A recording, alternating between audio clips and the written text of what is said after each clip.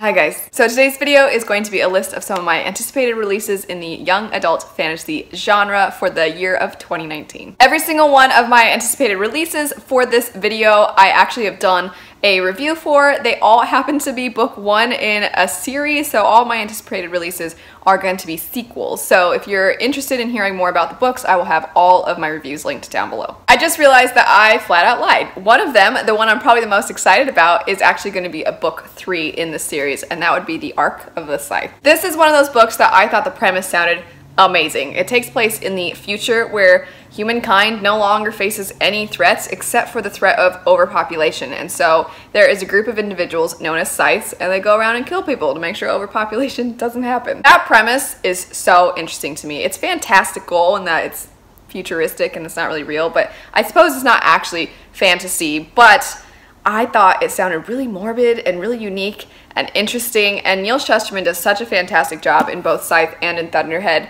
of really making you feel like that's what the world would be like in the future. If that was the situation, where weirdly you can kind of see how the world might go in that direction. He does such a great job of world building, and I feel weird saying that given that it's not really fantasy, but he does such a great job with it. The story also, despite being so morbid, is told in a way that is very, very accessible. I think Neil Shusterman did an amazing job of having there be really interesting questions. He poses things that you kind of have to contemplate, but he does so in a writing style that is really easy to read. I was so nervous to pick up this book because it's one of those things where so many people seem to love it that I was like, oh, I'm gonna try to go in with zero expectations, but that's really hard to do. I mean, everybody says like, I just don't listen to what people say and I keep my mind clear, and it's like, okay, good for you, but I have a hard time ignoring what I've heard about books before I pick them up. But this one, for me, lived up to the hype. Obviously, of course, everybody's gonna have different opinions, but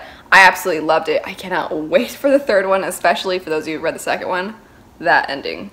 Oh my gosh. Next up are two new favorites. I just read both of these in the month of November, and I loved both of them, and that would be Shadow of the Fox by Julie Kagawa and Skyward by Brandon Sanderson. I'm a huge Sanderson fan. Skyward lived up to the hype. It was my first YA book that I've read by Sanderson, and I absolutely adored it. It is actually science fiction, so once again I lied. I said it was all fantasy books. That's not what like half of them are, but this one is a science fiction book. It is where humanity is now living on this other planet, and they have to live primarily underground because there is a group of aliens known as Krell that will attack them, and they always attack via some kind of ship, some kind of like sky ship, some kind of plane.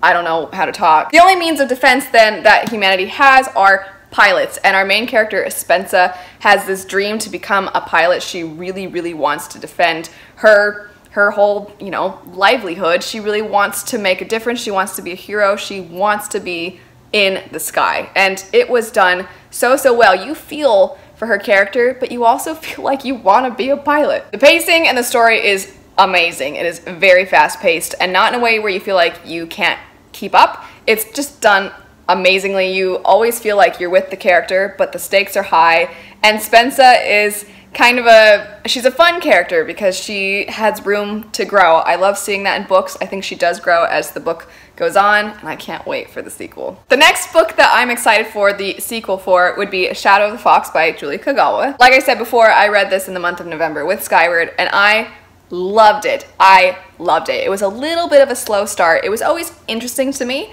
but we follow two main characters, and we're kind of getting introduced to both of them when the story is first beginning, but then once things pick up and these two characters cross paths, that's when the story really gets going. It is a Japanese-inspired fantasy story, and I love Asian-inspired. I love when other, you know, cultures and nationalities and whatnot are represented in fantasy, because it's different. It's different than your typical European-inspired fantasy, and I will never get tired of European-inspired fantasy. It's not like I'm like, I've had enough of this and I just discard it. But I do like seeing other cultures represented, and Julie Kagawa, I thought, the way that she integrates Japanese lore into this, I'm not an expert, so I suppose I shouldn't really talk about like, oh, she did it so well, but I really, really enjoyed it, and I felt like I was learning things while I was reading it. I liked our main two characters. They're very different. The male character is very reserved, and then the female character is happy-go-lucky and kind of a little mischievous and gets into a little bit of trouble, but she's